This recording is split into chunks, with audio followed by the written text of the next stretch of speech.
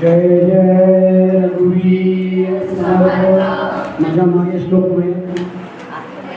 सह्याद्रीगिरीचा विलास पसले मांदार शृंगापरी नामे सज्जन जो नृपे वसविला श्री उर्वशीचे तिरी साकेताधिपती कपी भगवती हे देव जाचे श्री ते जागृत रामदास विकसे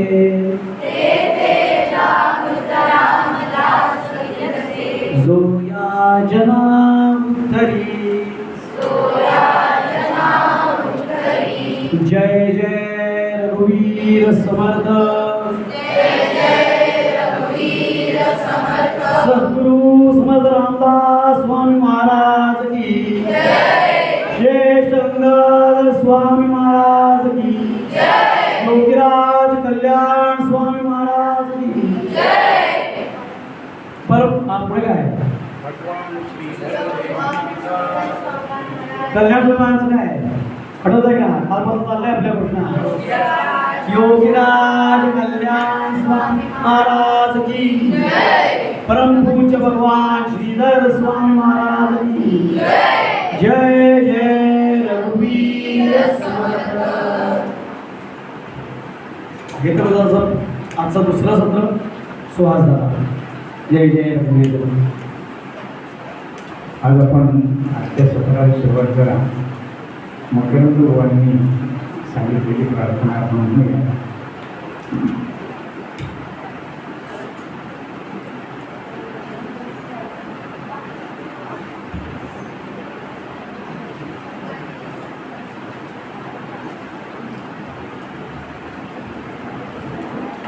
प्रार्थना देवा तुलाही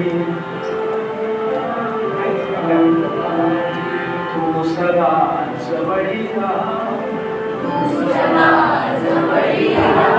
मी जिथे जाईन तेथे प्रेम दृष्टीने पहा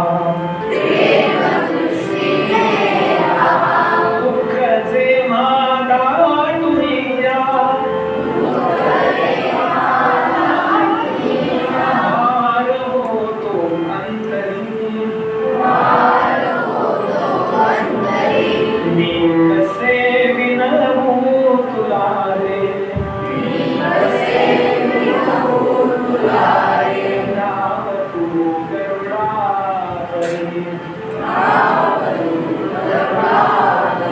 संकटाशी झुंजण्याला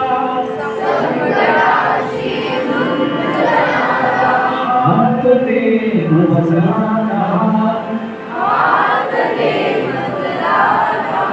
मी जिथे जाईन तेथे प्रेम दृष्टीने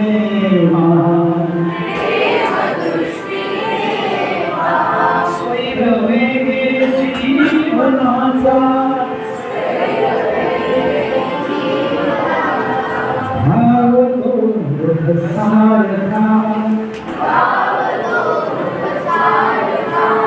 संयमाचा धरी माझ्या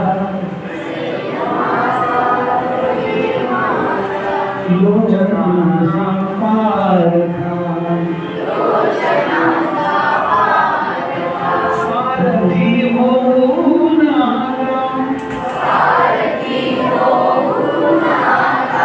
आवरी अवघात मी जिथे जाईन तेथे प्रेम दृष्टीने पहा आस नाही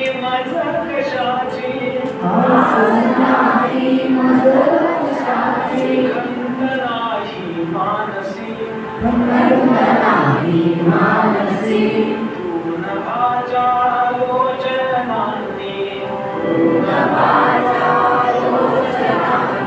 सर्व काही जाणसी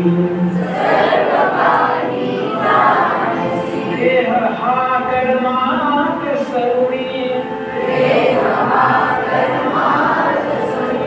सफल हो जन्म हा जिथे जाईन तेथे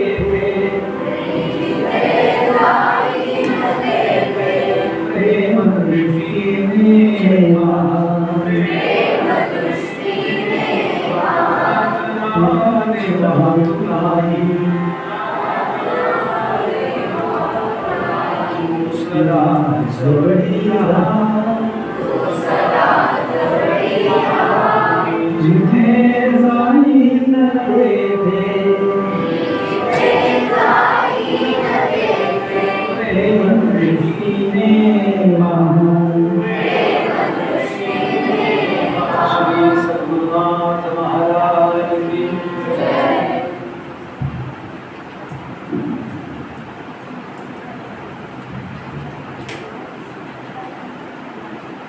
आजचं आपलं दुसरं इंटरव्ह्यू या शिबिरातलं. काल आपण समाजांच्या तातडीतलं त्यांची वेळापत्रक आणि सध्याचं आपलं वेळापत्रक यांचा ताळमेळ घालायचा प्रयत्न केला आणि 3 गोष्टी आपण शिकलो म्हणजे किंवा समजून घेतल्या. प्रयत्न करणार आहोत असं तुम्ही त्यांना शब्द दिला आहे समर्थांना आणि श्रीरामांना की मी आता रोज नियमाने सूर्योदयाच्या आड उठलेला असेल.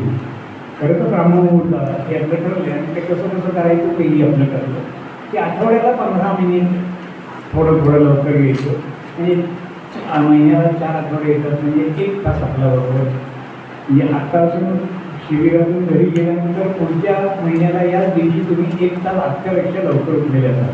आता सध्या इथे उठायची किंवा गोष्ट नाही करायची. तुम्ही रविवारी जे लिहून ठेवलेत ना त्यावेळेस. दुसरं ठरलं आहे की आपला व्यायाम करायचा आणि त्यासाठी चांगला व्यायाम आपण शिकतो सध्या सूर्यनमस्कार आणि योगासन ते करायचं आहे. आणि तिसरं आता आहाराविषयी आज थोडंसं बोलणार आहे आणि मग तुमचं मेंदूची वाढ आणि इतर गोष्टी या संदर्भात बोलणार आहे. तिथे तुमच्या एकमेकांशी मुक्ती निगडीत आहे. समर्थाने ते त्याच वयात केलं होतं हा त्याला आपल्याला आधार आहे आणि त्यांचं ते सांगणं होतं म्हणून तर त्याने 1100 मठ आणि 1100 मठावरती तयार केली. तर तुम्हाला खायला काय आवडतं? मी नावं घेतो बोलतो पदार्थांची बाकी काय खायला काय आवडतं? वडा मान्य करायचा बालसुद्धा वडा भजी कांदा भजी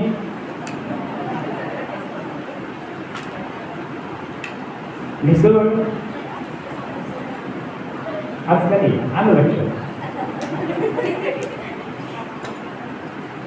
काय माहिती आहे लकारांत पदार्थ मराठी माणसाला मनापासून आवडतात. उसळ मिसळ भेळ सगळे. पण आपल्या तब्येतीला काय चालणार आहे हे पाहायचं.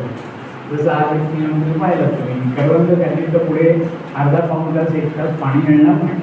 आमचं मराठा तर याला आठवत असेल चिंतामणी दादाला तो तेव्हा हे कूलर वगैरे नव्हते. सगळे माठ उलटे करूनच जायचो आम्ही खाली आणि वर आल्यावर ती बोरं ते पायऱ्या चढल्यावर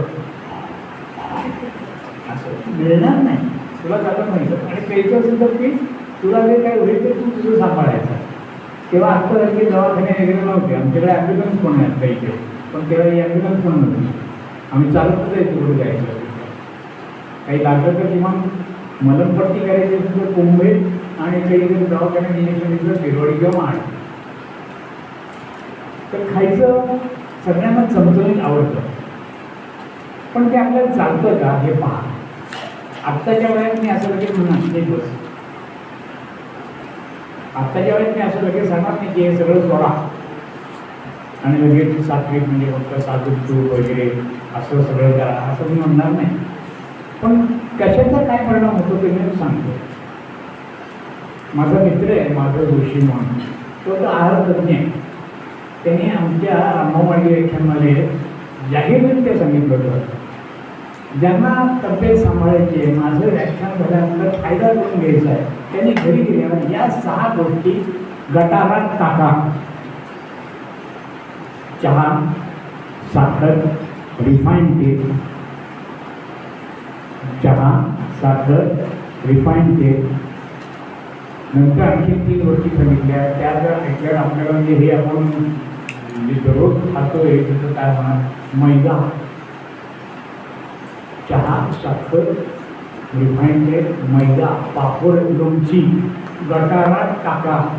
1 वर्षाने मला भेटा, तुम्ही आजारी पडलेले नसा. लागू देतो वाटतं पुढे तर एकटाच बोलले. आता आपण इथे आल्यावर किती जणांनी लोणचं कसं कसं खाल्लंय आपण पहा.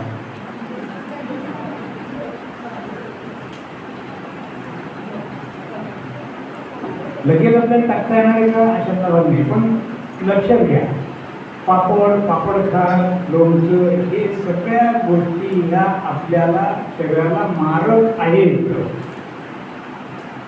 जास्त मीठ खाणं, जास्त साखर खाणं हे जसं वाईट आहे, तितकंच या गोष्टी वाईट आहेत. मी तर आग्रह असा धरणार नाही, हट्टाला माझं विचारता हट्टाला पेटणार नाही, पण तुम्हाला एवढं सांगणार की जरा जपून या गोष्टी ताई दादा ऐकतात त्यांनी सुद्धा जरा जपून 4 हात दूर राहिलं तर बरंच. हे पहा, तुमची तब्येत स्वतःहून सुधारेल. तब्येत सुधारण्यासाठी काही करायची गरज नाही. मी परत कालचं वाक्य बोलतोय, तब्येत बिघडावी म्हणून ते 12% प्रयत्न आपले चालले तेवढे थांबवा. आणि त्यात पहिलं सांगितलं होतं आपण उशिरा उठणं, केव्हाही उठणं. शिफ्ट सिस्टीममध्ये काम करणार नाही हे सांगता येत नाही. तर परवा तुमचा गणेश दादा तो तिकडे देऊला शिबिर घेतो, तो माझ्यावर 11 मारुती दाखवायला मला आला होता. म्हणून 16 दादा मी टेल्कोमध्ये 3ही शिफ्टमध्ये काम केलेलं आहे. रात्री 1:30 वाजता मिसळ खाना काय मजा वाटते. आता त्याच्या पोटात ती रचना झाली, पण ते एक वैयक्तिक उत्तर झालं, कायम हे उत्तर नाही. तुम्ही सूर्यास्तानंतर खाऊच नाही शक्यतो, पण ठीक आहे. अगदी रात्री 9, 9:30, 10 वाजता जे जेवताय TV पाहत तसं करू नका. संध्याकाळी 7, 7:30, 8 म्हणजे फार डोक्यावरून पाणी. आमच्या घरात गेल्या 10 वर्षात कोणीही घरातलं आमच्याकडे 10 नंतर रात्री झालं नाही, 9 नंतर TV नाही आणि 8 नंतर पण जेवले नाही. कोणाची तब्येतीची तक्रार साधे नियम आहे. ऑफिसला जाणारा मुलगा आहे, सून आहे, शाळेत जाणारी नात आहे, नियम आहे. तू डान्सच्या क्लासला तुझं 8:30ला क्लास आहे, 7:30ला जेवून जा, 9:30ला आल्यावर तू झोपलेली पाहिजे, संपलं पाहिजे. 9:30ला डान्स सोडून आल्यानंतर मग काहीतरी खाईन, सॉरी जमणार नाही. एवढेच नियम पाळायचे. त्याप्रमाणे तुम्ही शक्यतो लवकर जेवा. रात्रीचं जेवण आणि झोप यात 2 तास अंतर पाहिजे. आणि जर रात्री 10ला झोपायचं असेल तर 8ला जेवायला पाहिजे. सकाळी शक्यतो रिकामपोटी राहू नका. बघा नाही, दोन्ही चांगले होते. सकाळी रिकामपोटी राहू नका. सकाळी आपण शाळेत जाणार, तोंडात काहीतरी टाकून. सकाळी बऱ्याच जण काल हात वरती गेले की आमची सकाळची शाळा, तोंडात काहीतरी थोडंसं खाऊन जा. आणि मग त्याला ड्रायफ्रूट जमी भिजवलेली असते तर आणखी नसतं.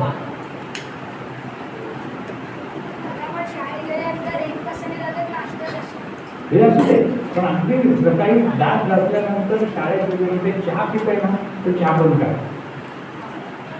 त्याऐवजी भिजलेलं काहीतरी जर्दाळू, अक्रोड, बदाम हे रात्री भिजून ठेवायचं. माझ्या तयारी वाजता आहे, मला मध्ये काही खायला नसतं, तेवढं सकाळी मिळालं की झालं संपलं माझं. आत्ताही माझी तयारी काय. हो, दूध असेल तर फारच छान. तर थोडक्यात काय की तुम्ही सकाळी शाळेत जाण्यापूर्वी थोडंसं काहीतरी खा, किंवा दूध वगैरे असेल तर थोडंसं घ्या. गोड गरम दूध असेल तरी चालेल, पण ते चालेल, पण असं काहीतरी घ्या. मग शाळेत असतं तर ब्रेकफास्ट घरून नेलेला डबा वगैरे, दुपारचं जेवण व्यवस्थित जेवावं, शांत जेवा आणि भरपूर जेवावं.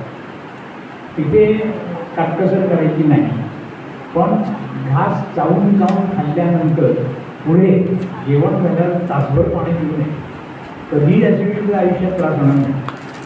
माझ्याकडे काल काही दादा होते, कारण बघा आम्ही पालीला जांभूळ पडायला न्याहारी केली होती. माणगावला आल्यावर आम्ही पाणी पिलं. 1 तास बरोबर केलं गेलं.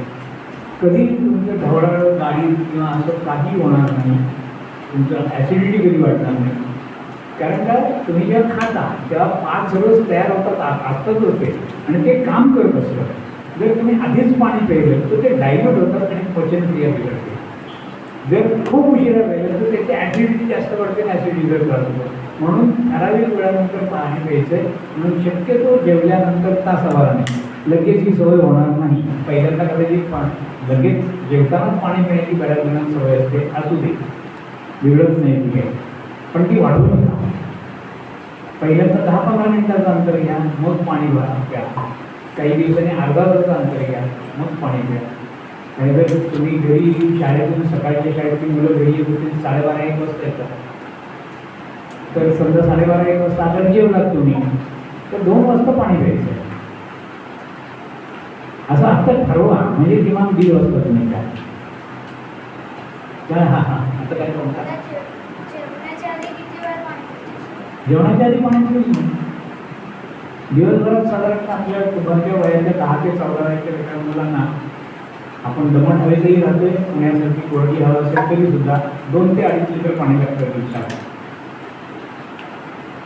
एवढं पाणी साधारणतः पुरेसे. तहान लागते याचाच अर्थ तुमचं शरीर मागतंय पाणी. कारण ज्या नैसर्गिक कोणा असतात त्या त्याच्यात करायचं. पण काही पदार्थानंतर पाणी प्यायचं नसतं. आमरसानंतर पाणी नाही प्यायचं, करवंदानंतर पाणी नाही प्यायचं. या गोष्टी ठरलेल्या आहेत, त्याप्रमाणे पाळायच्या. 3 गोष्टी आपल्या ठरल्या आहारातल्या संतुलन. जेवा भरपूर, मस्त जेवा, 2 जेवणात अंतर ठेवा, रात्री उशिरा जेवू नका, सकाळी शाळेत जाण्यापूर्वी थोडंसं बेकरी खा किंवा दूध प्या. बाकी नेहमीचंच खा, आवडणारे पदार्थ व्यवस्थित खा.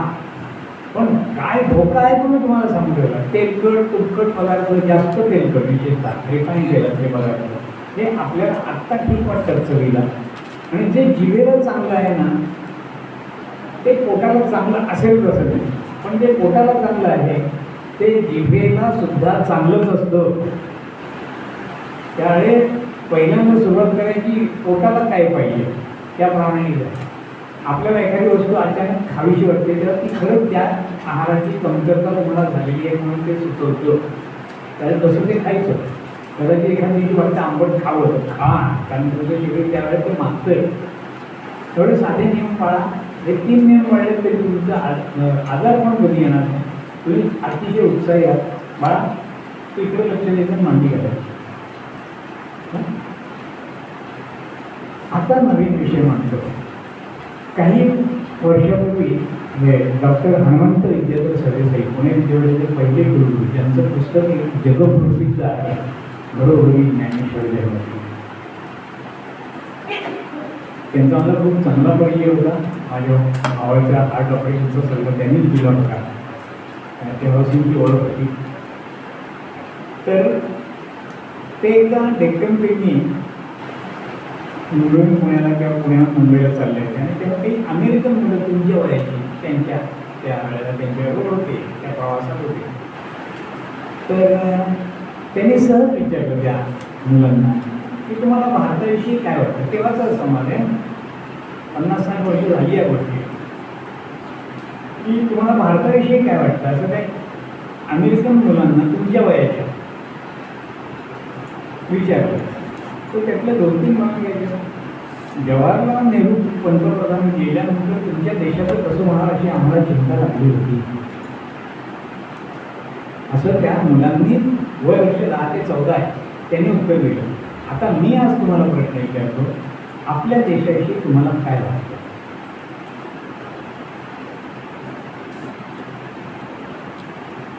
त्यांचं तर उत्तर सोडा, 60 वर्ष वगैरे सोडून द्या. ही मुलं अमेरिकेत बोलत नाही आहे, त्यांना विचारलेल्या प्रश्नाचं उत्तर ते देत आहे. तसं मी आता तुमच्याविषयी विचारतोय, तुम्ही त्याच वयोगटातल्या आपल्या देशाविषयी आपल्याला काय वाटतं. आता काय काय प्रश्न आहे आपल्यापुढे. हां अभिमान. प्रश्न आहे का उत्तर आहे? कशाला उत्तर नाही, कशाविषयी उत्तर आहे? कोरडाचे वाही अभिमान तो एक मूर्ख असं समर्थ म्हणतात. कोरडाचं वय सांगे वडिलांची कीर्ती तो एक मूर्ख असं समर्थ म्हणतात. कुठला अभिमान? हो, पण देशाची कुठल्या देशाची? हो, पण आपल्या देशाची आधीची परंपरा काय माहिती आहे? आपण कसं वागतोय?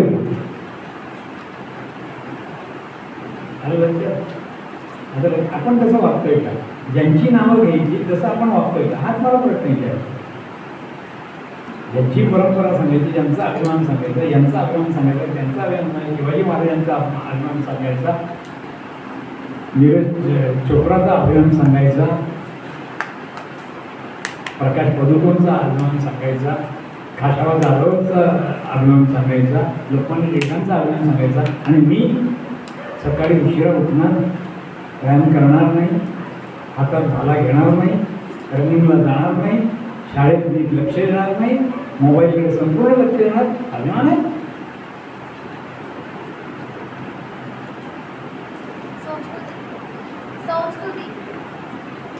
म्हणजे काय? आपल्या भारताची आपले आहाराबद्दल विचार वगैरे आणि शिस्तीत राहायचे संस्कृती. नाही, भारताविषयी काय वाटतं असं? संस्कृती म्हणजे संस्कृती काही कोणीतरी पाळत नाही. कोण पण पाळत नाही? आपण सगळेच पाळत नाही, बरोबर ना? मग तू काय सुरुवात करणार? तेच तर मला सांगायचं. एक कुठलं तरी तुमच्या पोटा पाण्याचा व्यवसाय काय करणार होता तो ठरलेलाच असेल, आई वडिलांनी ठरवलेला असेल कदाचित, पण त्यानंतर तुम्ही हे नक्की काम करत आहे. तर संस्कृती तुला सोपी वाटणारी व्याख्या सांगतो. म्हणजे मला भूक लागली आणि मी भाकरी खाल्ली, याला प्रकृती म्हणतात. मला भूक लागली, दुसऱ्याला भूक लागली हे न ओळखता त्याची भाकरी सुद्धा परवडून खाल्ली, याला विकृती म्हणतात. आणि त्यालाही माझ्यासारखी भूक लागली असेल म्हणून माझ्यातली आरती भाकरी काढून गेली, याला संस्कृती म्हणतात. कळलं? मग आपण भारतात भिकारी किती आहेत?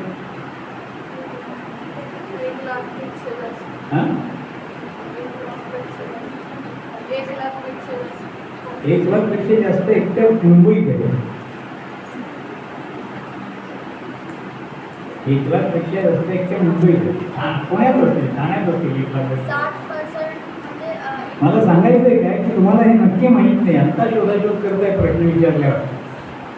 मुलींनी काही उत्तर दिली, मुलांनी काही अडथळे का विना पण काही उत्तर त्यांची दिली. पण त्यांना जसा प्रश्न विचारला तर आपल्याला भारताविषयी काय वाटतंय असं म्हणणार कोणी असं म्हणलं नाही. भारताच्या सीमा सुरक्षित नाहीत असं मला वाटत नाही असं एकही जण आत्ता म्हणलं नाही. भारतामध्ये प्रचंड प्रमाणात दारिद्र्य आहे हे कोणी म्हणलं नाही. भारतामध्ये नुसते चर्चा करतात कोणी म्हणलं नाही. भारतामध्ये प्रचंड वाईट गोष्टी करतात कोणी म्हणलं नाही. कारण तुम्ही ते वाचतही नाही, लक्षातही येत नाही आणि लक्षात घेण्याची गरजही तुम्हाला नाही. आपल्या पलीकडे काय चाललंय काही माहीत नाही.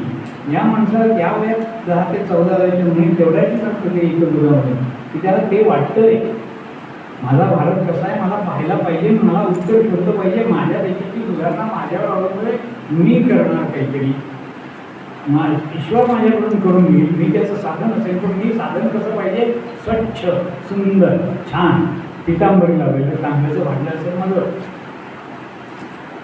असं त्यांचं ठरलं. आपलं काय आपलं 10 ते 14 आहे. बरं दुसरं मला महाराष्ट्राविषयी काय वाटतं आपल्याला आणि काय प्रश्न आहे महाराष्ट्राचा? भारताचा प्रश्न सोडून दिली. पाण्याची खूप टंचाई असते महाराष्ट्रात. पाणी फार छान तू बोललास. काय नाव बाळा तुझं? शर्व. महाराष्ट्रात सर्वात जास्त धरणं कुठे आहे?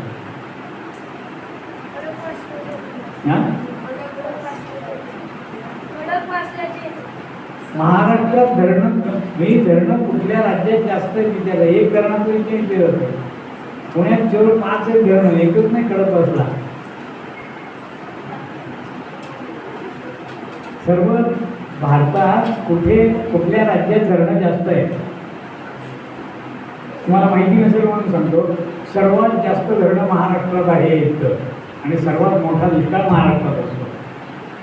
तर सुंदरलाल भाऊ पण आहे नाव कोणी ऐकले? वा, एका मुलीने ऐकले सुंदरलाल भाऊ. चिपको म्हणतात. त्यांचं म्हणणं आहे नदीवर धरण म्हणजे नदीचं मरण. हे अभ्यास कधी करणार आपण?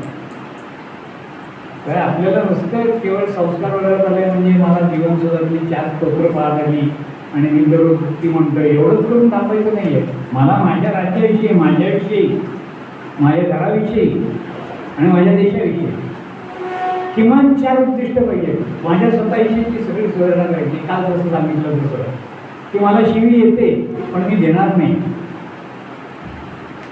मी माझं दुर्गुण सोडायला लागलो. मला ओवी येते पण म्हणत नाही, हा माझा आळस आहे. मला ओवी येते पण ती म्हणतो पण समजत नाही, हा माझा तमोगुण आहे. मला ओवी येते समजते पण त्याचं वागता येत नाही, हा सत्व.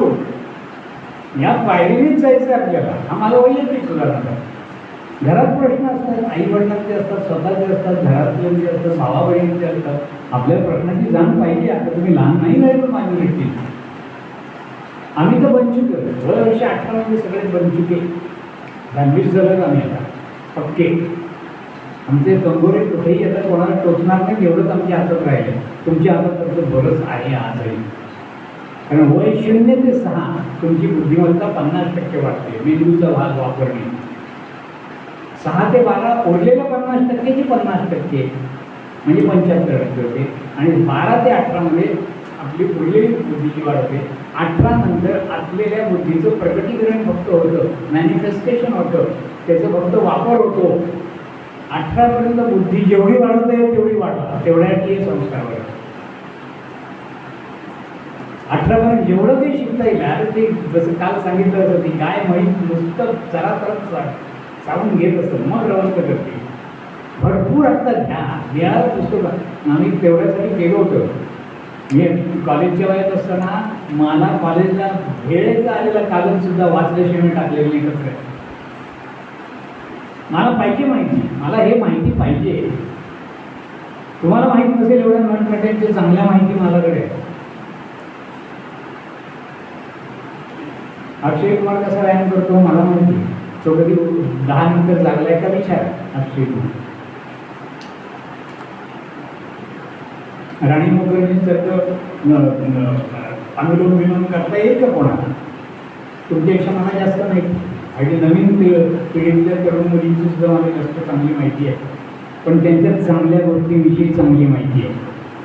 त्या कुठले कपडे घालतात, कुठला अनुभव उडे ठेवतात त्या संदर्भात मला काही माहीत नाही. आपल्याला माहिती पाहिजे. मला जर आपल्या देशाची एक गोष्ट सांगतो म्हणजे तुम्हाला कळेल मला काय म्हणायचं. आपल्या देशाच्याबद्दल माहीत नाही. एक संस्कृत थोडासा उल्लेख केला, त्याने अभिमान उल्लेख केला. अभिमान कसा असतो सांगतो. 2,000-2,25,000 वर्षापूर्वी एक छोटा देश आपल्या रायगड जिल्ह्यापेक्षाही छोटा. या देशातले मूळ जे नागरिक होते त्यांना बाहेरच्या लोकांनी हाकलून दिलं, देशोधडीला लावलं, निर्वासित केलं. जे आपल्या 1990 साली काश्मीरमध्ये आपल्या भारतीय हिंदूंचं झालं. कोणाला माहिती आहे 1990 सालचं? काही तुम्ही हां थोडंसं तरी माहिती. काश्मीर फाईट पाहिलेलं दिसते. तर तसं 2000 वर्षापूर्वी एका देशातल्या छोट्या देशातल्या सर्व लोकांना हाकलून देण्यात आलं. त्यांचा जो मूळ देश होता तो शेवटचा माणूस बाहेर पडला तेव्हा तो म्हणला काय, पुढच्या वर्षी जेरुसलेम. काय म्हणला तो? पुढच्या वर्षी जेरुसलेम. म्हणजे तिथून त्याला हाकीम दिले त्या गावाचं नाव. 1 वर्ष झालं. एवढी लोक सगळी पांगली होती जगभर. कुठे कुठे होते, भारतात जास्त होते, आणखी आसाममध्ये होते, आणखी कुठे होते. त्या सगळ्यांची एकच प्रार्थना रोज असायची.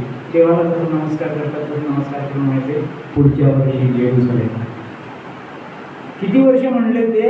याला म्हणतात संस्कृती, याला म्हणतात हे 2000 वर्ष म्हणले. पुढच्या वर्षी जेरुसलेम, आणि 2000 वर्षांनी आपला देश परत मिळाला, त्याचं नाव इस्रायल. वाचा नाव पालकरांचं छळाकडून बळाकडे हे पुस्तक. माहिती आहे कोणाला नाव? काही जणांपैकी कोणाला माहिती असेल ते सांगा. नाव पालकरांचं छळाकडून बळाकडे वाचा. कसं एक एक उद्दिष्ट ठरवलेलं आहे ते. नाना पालकर संस्कृतीमध्ये हा माधवजींचा आजचा आग्रह मी तुम्हाला केला, अन्न असं खा तसं खा हे सांगितलं. ते माधवजींचंच उदाहरण देतो की पालकर संस्कृतीमध्ये काय काम होतं. संध्याकाळी आम्ही तिघंजण चौघजण असे मित्र होतो, युनिट ट्रस्टमध्ये ऑफिसला एकत्र जमलेलो. आम्हाला पालकर संस्कृतीमध्ये सांगायचे की अमुक ठिकाणी हॉस्पिटलमध्ये अमुक पेशंट आहे, त्याला कोणी नाही आहे, तुम्ही अर्धा एक तास त्याच्याशी गप्पा मारा, एवढीच त्याला मदत पाहिजे. आणि ते तिथे जायचे. आणि त्या 3 वर्षात एवढे आजार आणि एवढे पेशंट पाहिले की पहिला संकल्प त्या माणसाने केला की मी आयुष्यात कुठल्याही आजाराने बळी पडणार नाही, मला आजार नकोच, हे ठरवलं त्यांनी. आणि तो आज आहार तज्ञ म्हणून 7/4 आहे. HP 7/4 म्हणून त्यांचं पुस्तक आलेलं आहे. ते आहार तज्ञ म्हणून जगप्रसिद्ध आहे. असं एक उद्दिष्ट ठरवावं लागतं. मला आजारी पडायचं नाही, मला हॉस्पिटलमध्ये तडफडत जायचंच नाही आहे, हे माझं उद्दिष्ट आहे. वैयक्तिक उद्दिष्ट ठरवलं मी, मला उत्तम खेळाडू व्हायचं आहे, ठरवा. फक्त सचिन तेंडुलकरनी ठरवायचं काय? सुनील गावस्करचं सनी डेज कोणी वाचले का? लहानपणी तो लहान असताना घरात आपण अंडरहँड सगळेजण आपल्या आई वडिलांशी क्रिकेट खेळलेलो आहोत सगळेजण. तुम्ही आजही खेळत असाल, माझा मुलगा आजही खेळतो, माझी नात सुद्धा खेळते. घरच्या घरी हॉल मोठ्याचा अंडरहँड 50 बॉल. तो छोटा मुलगा होता, त्याचा एकदा बॉल सटकन जोरात लागला आणि आईच्या नाकाचा गुन्हा फुटला, रक्त यायला लागलं. त्या दिवसापासून त्यांनी ठरवलं की बॅट सरळ करायची, स्ट्रेट बॅटने त्यांनी 10,000 रन काढले. त्याचं नाव सुनील मनोहर गावस्कर. ठरवून लागतं आपल्याला. असं आता काही होत नाही सगळं जगात. ठरवायला लागतं, मी हे करीन, मला हे जमेल, मी हे करणार आणि आणखीन एकाला करणार आणि एकाला करणार. घरातले कितीतरी प्रश्न असतात, सोपे प्रश्न असतात. घरातले काय एवढे तुमचे अर्थकारण आता बोलत नसेल, किती घरात खर्च पैसे येतात आणि किती खर्च होतो हे बोलत नसतील. पण माझ्या गरजेच्या पलीकडे एखादी वस्तू का माझ्याकडे असावी एवढं तर विचार करताय तुम्हाला.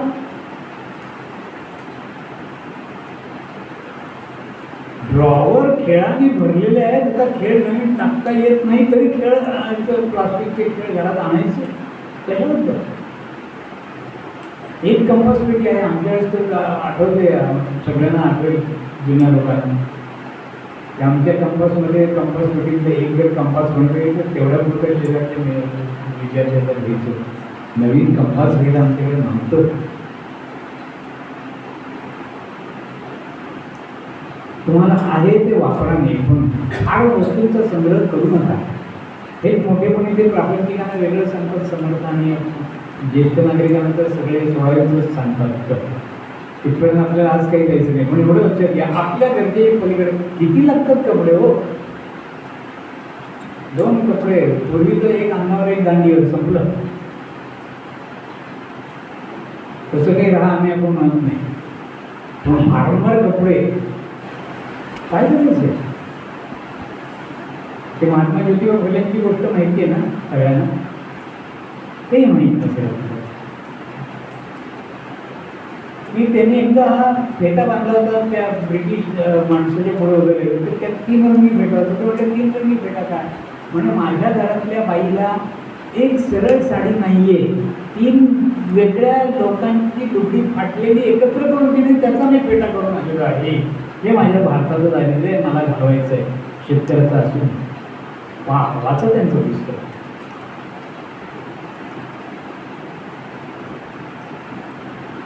वर्षी तुरुंगातून आल्यानंतर 6 वर्षाची शिक्षा भोगल्यानंतर पेन्सिलिन लिहिलं मंडालीच्या तुरुंगातला गीतारक्ष.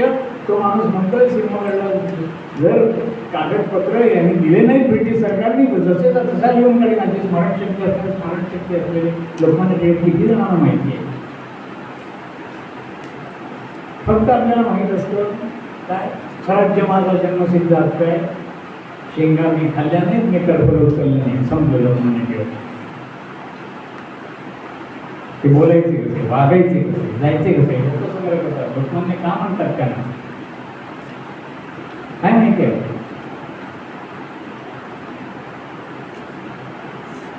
आपल्याला येणाऱ्या योगासनाच्या जिद्दीवर पोटची माप घेऊन त्या मापात जाणवल्याप्रमाणे आपली छाती कमी जास्त करून मार्सेलिसला काच फोडून उडी मारणारे विनायक दामोदर सावरकर वर्ष 23 आपल्याला माहिती आहे का? 9 जुलै 1910. त्यांचं माझी जन्मडे कोणी कोणी वाचले वा, फार छान. एका मुलाचं काय होईना, माझी जन्मडे वाचलंय म्हणणारा एक मुलं. खोटं बोलत नाहीस ना? मला खोटं बोलेल असं वाटतं इतकं त्याचं उत्तर मला म्हणजे प्रामाणिक आहेच ते. पण ही पुस्तकं वाचा, तू पुस्तकं वाचा म्हणजे तुम्हाला आपली संस्कृती कळेल, म्हणजे आपला देश काय होता कळेल.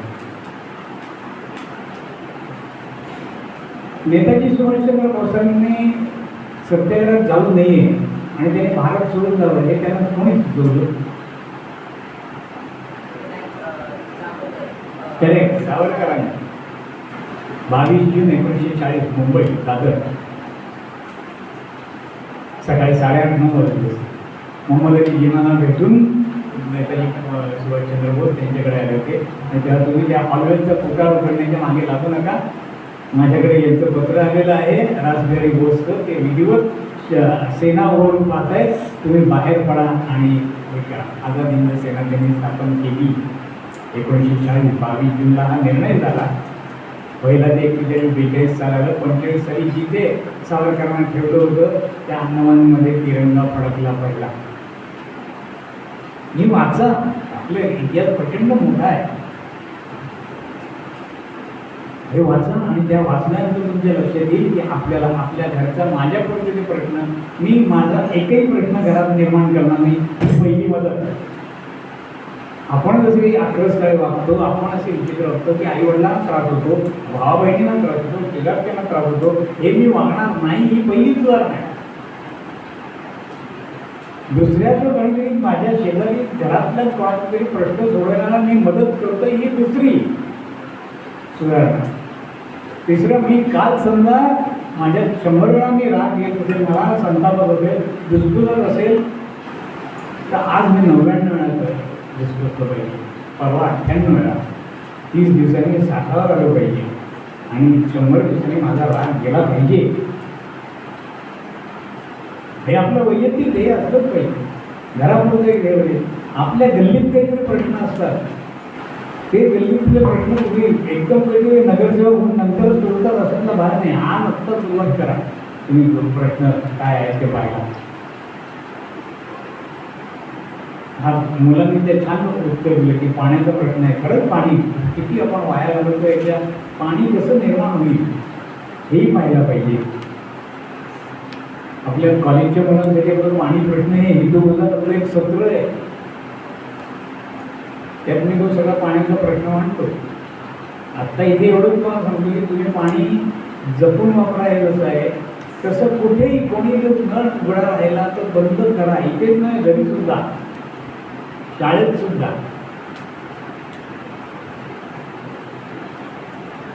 स्पीच इन टाइम सेव्स नाही. आत्ता वापरायचं बंद करा. आमच्या पिढीने तुमच्यावर खूप अन्याय केलेले आहे. माझ्या दृष्टीने मी हे नेहमी कायम बोलतो सगळीकडे, सगळ्या काही जणांना फक्त काय केलं, आमच्या पिढीने तुमच्यावर खूप अन्याय केला.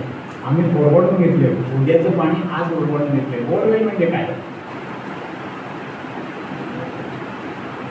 आजची मी सोय पाहिली नाही. माझ्या मुलांचं, माझ्या नातवंडांचं, माझ्या पंतप्रधानांचं काही पाहिलेलं नाही आहे. त्यांनी बोर खणले तर पाणीच येणार नाही आहे.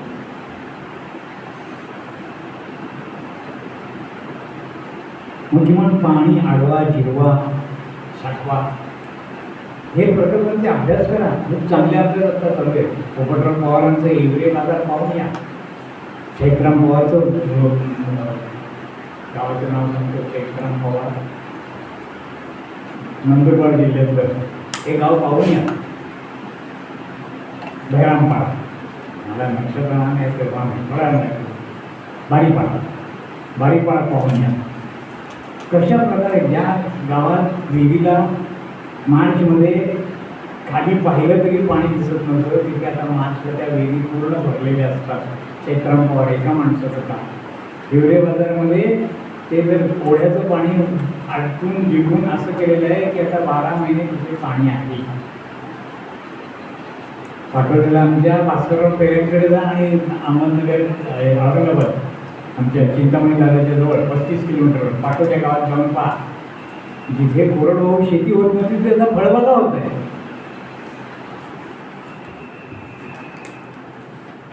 लावतेच हो चालू.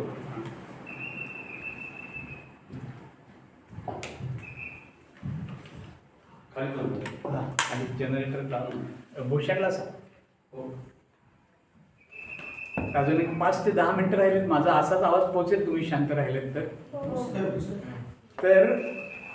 थोडक्यात कसं आज आपल्याला एवढंच शिकायचं आहे की माझं शरीर मी उत्तम ठेवण्यासाठी कशासाठी मला आनंदाने जगायचं हे तर आहेच.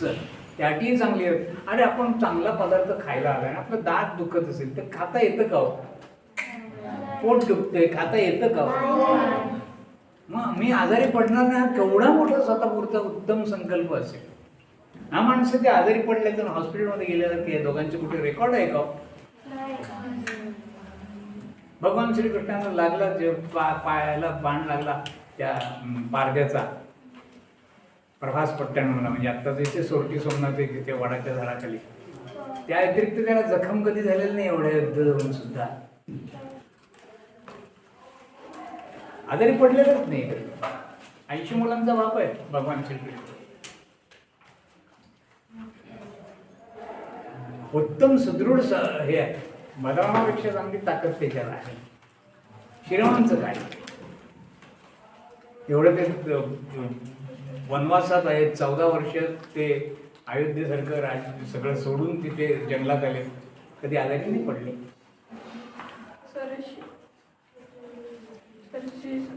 स्वामी समर्थ किती वर्षाचे?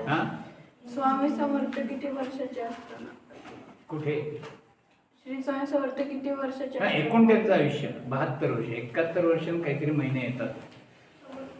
रामनवमी 1608 ते माघ वद्य नवमी 1681 जेवढे दिवस येतील तेवढे त्यांचे. त्यामुळे हे पहिलं लक्षात घ्या. आपलं आरोग्य चांगलं ठेवा आणि हा एकसारखा ते कोणीतरी बोलतंय हात वरती करून बोलायचं परवानगी मागून. दुसरं तुमचे प्रश्न निर्माण होणार नाहीत असे वागा. तुमचे प्रश्न निर्माण होणार नाहीत असं वागा. आई वडिलांना आता तिथे गोष्ट घेऊन मी सांगतो कारण ही आमच्या मामांची खासच गोष्ट आहे. तिथे मी थांबणार आहे. असं तिथे शिबिराला मुलं आली तुमच्यासारखी छान मुलं होती. मला आत्ताच्या आत्ता 3 मेची बॅचपेक्षा तुमची बॅच मला आवडली. मी कशा अर्थाने समोरच्या माणसाचं कौतुक करायचं असं माझं काही स्वभाव नाही. जे आहे ते त्याच्या पत्रात पसरून घालतो.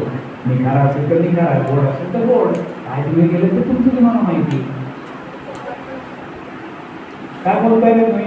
हो महाराज चष्मेवाले हो भाऊ तुमचं काय चाललंय?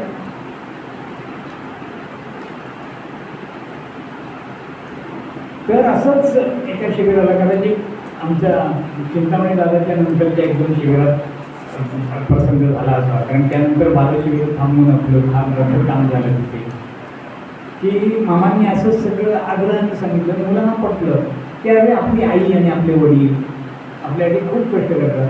दिवसातून एकदा त्यांना वाकून नमस्कार करायला काय कधी नाही का आणि म्हणून त्याने आग्रह केला मुलांना की आता इथून शिबिर संपल्या तर घरी गेल्या दिवसातून एकदा किंवा तरी तुम्ही आई वडिलांना वाकून नमस्कार करा. ती मुलं घरी गेली. त्यांना पटलं होतं की मामा जेव्हा म्हणतात की खरं आपण केलं पाहिजे. खरंच आई किती कष्ट आपल्याकडे करते ते मुलांना आठवायला लागलं. कारण इथे 7 दिवस आल्यानंतर त्या मुलांना आईची आठवण असेल. मग आई काय काय करत होती आपल्यासाठी हे खरंच जाणवतं.